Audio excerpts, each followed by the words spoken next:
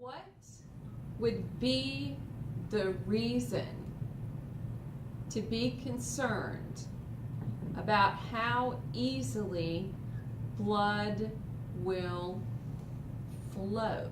Clots. Y'all are missing something.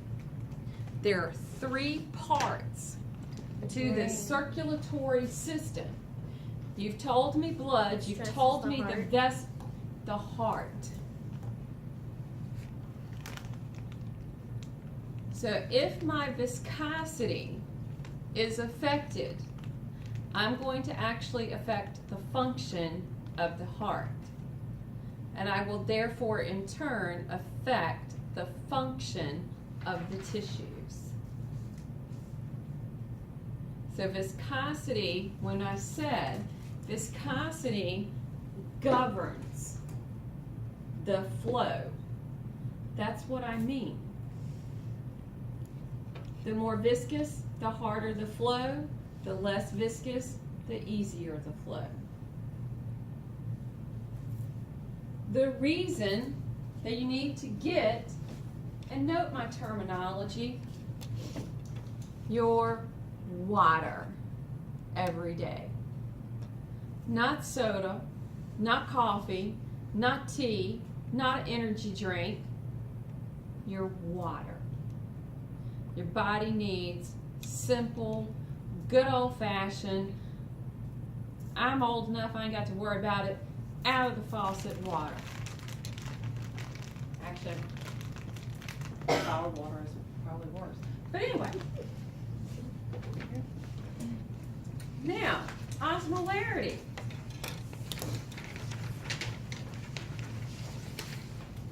The dissolved stuff. Particles that could get dissolved.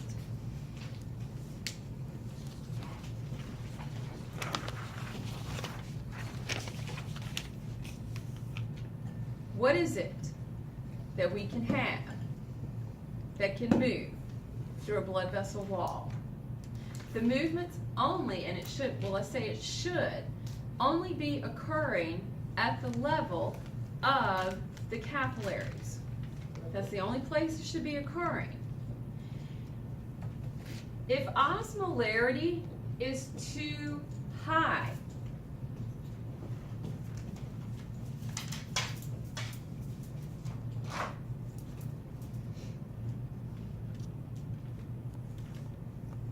let me draw my blood vessel, okay? My dissolved particles, all right? This has water. Outside of it is water. If osmolarity is too high, blood absorbs too much water. Because if my particles compared in here to out here, if I only have like this, which one has more water? The tissues or my blood vessel with the blood? Blood vessels. The tissue. And my tissues. Yeah. Because the blood, the water is going to move in here. Why is my water moving into the blood? Because it's highly concentrated with the... Because it's got a whole bunch of the particles. And therefore, blood volume is going to go up because I'm putting water into it. I'm taking it out of the tissues, putting it into the blood. If that's the case, when it gets to the heart, there's going to be a huge volume of blood that's going to have to go into the heart. Does that make sense? Now, what about, this is my blood vessel. Out here, because we got water both places, out here, which one has the higher concentration of water? So therefore the water is going to do what? Move out. So if too much water moves into the blood, this situation right here, I'm going to increase my blood pressure. If this situation right here, where water flows into the tissues, ever heard of edema? Swelling that can occur, okay? Too much fluid is building up in the tissues. The best situation, making sure that we have a nice balance inside and outside, whether we talk tissues versus blood, blood versus tissues. Does that make sense?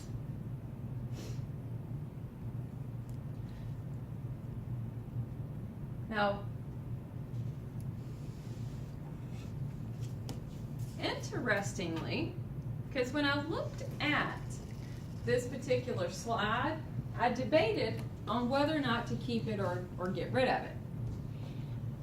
But I found it interesting because of the fact that we hear a term, ascites, rather often. Have you ever heard of that? Say it again. Ascites? Spell it. A-S-C-I-T-E-S? Okay, here we go. Starvation. Do we have in the United States true starvation? No. No, we don't. Okay? But when you look at some other countries, there is true starvation. Okay? Now,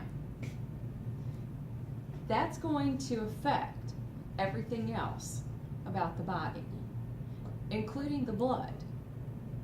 Because, for example, hypoproteinemia, a deficiency of the proteins in the plasma. This would be a case of extreme starvation. Think of where countries that might have famines, okay?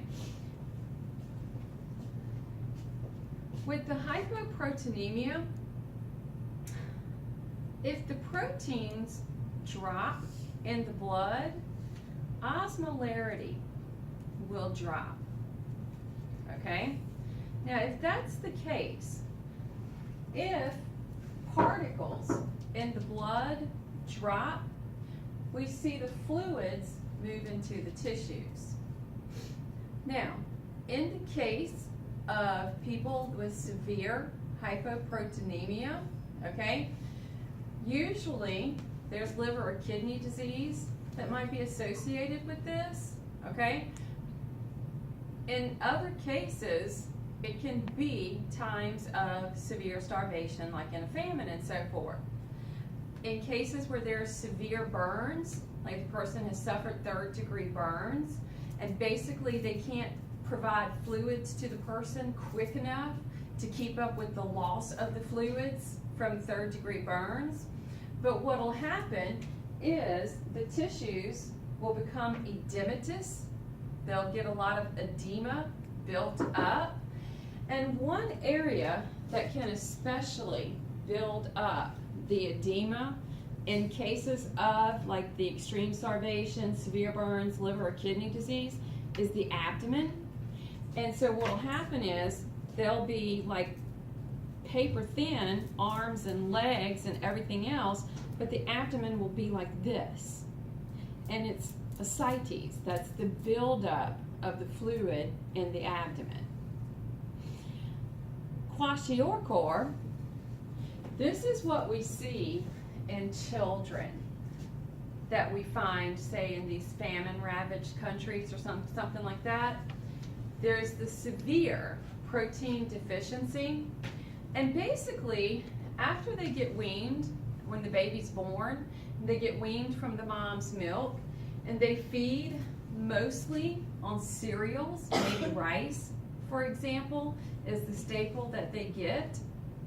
What'll happen is their arms and legs are extremely thin. I'm sure you've seen pictures. It's in your textbook too, I think. But their abdomen very swollen. And it's because fluids have moved into the tissues of the abdomen. Unfortunately, children who end up in that type of situation, who are born into the starvation, okay, they're usually going to die with, because of diarrhea and dehydration. It just, the lifespan's not that great. So I kind of kept that in there because it kind of fits with some of these proteins and the movement of the fluids. But we're going to stop there for today. We'll pick up this point tomorrow.